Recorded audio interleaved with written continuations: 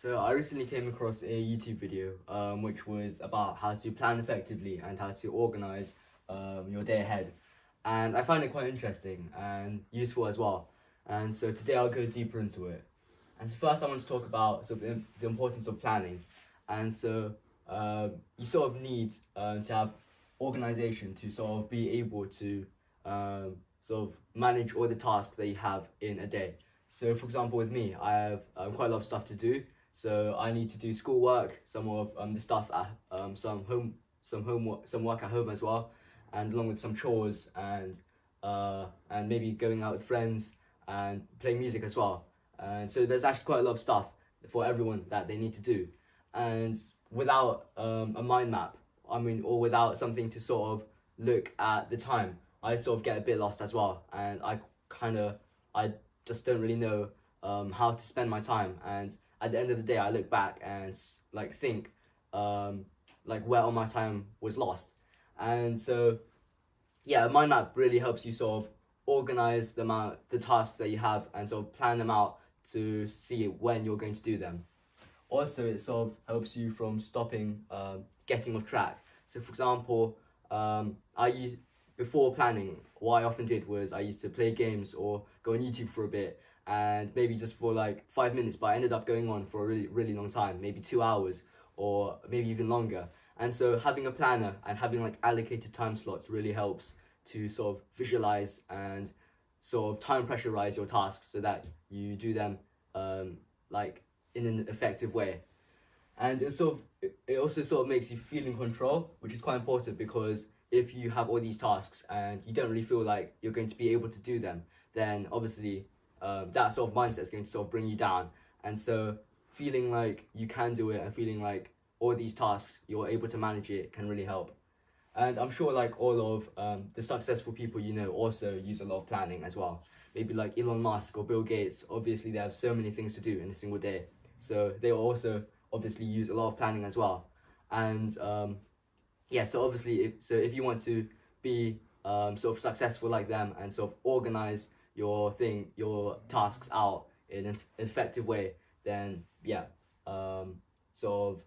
following these steps will really help. And so the first one is to sort of take a mental inventory. And what that is to sort of write down all of your tasks. And basically, if you keep those tasks in your brain, then you'll eventually forget.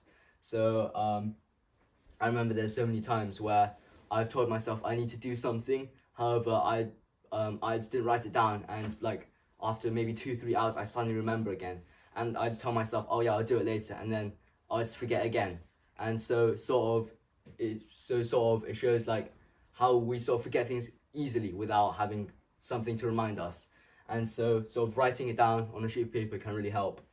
Another thing is that it's sort of having stuff to write down and writing down all of the tasks in your brain can also, it also helps you value those tasks and weigh out which ones are important for the day ahead.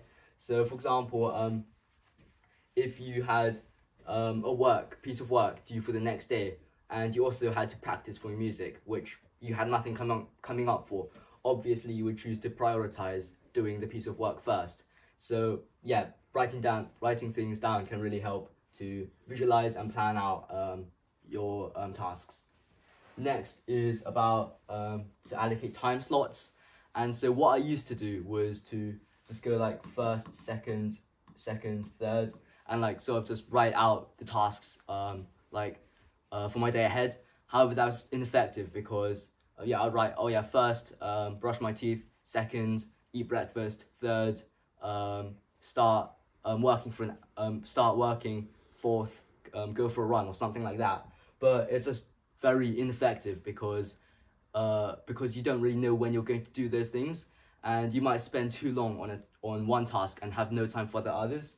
So for example, if you wrote one, wake up, 2, go for a run, 3, make breakfast, 4, have work, maybe you spend like way too long having breakfast, maybe an hour, and you just find out that you have no more time to do your work. And so sort of allocating breakfast from 8:30 to 9:30. I mean breakfast from 8:30 to 8:45, and then after 8:45 and then 8:45 to 10 is just work. It sort of really helps you sort of time pressurize things so that you're more effective with them, and also makes you sort of keep on track as well.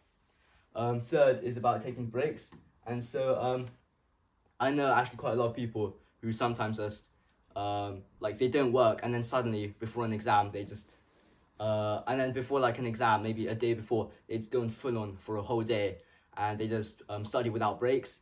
But like, firstly, that's not good for your exams, but secondly, it's also kind of bad for yourself mentally, because studying without any breaks is just, or like doing anything without breaks, it sort of takes a toll, because you're going to be sort of tired and sloppy for the next day. And so taking breaks is just as important as work. So maybe maybe even like 10 to 15 minutes after every hour can really help to sort of release that sort of stress. And you need breaks for your study to be effective. And finally, I want to talk about sort of having a reflection. And so it helps you unwind for the day, and seeing every single task that you've accomplished also gives you a sort of feeling that you can do it for the next day as well. And so what I do is I always do it at the end of the day, because I find it quite helpful to sort of go over the things I've done and sort of review them. And also I sometimes go over in the morning about what I'm going to do for the day ahead, and sort of keeps me sort of motivated, and it gives me a sense of accomplishment to do the same thing for the next day or the day ahead. And I think overall the main things to take away from this video are that, firstly, how important planning is, and how like you would be so lost and off track on your tasks if you didn't have it.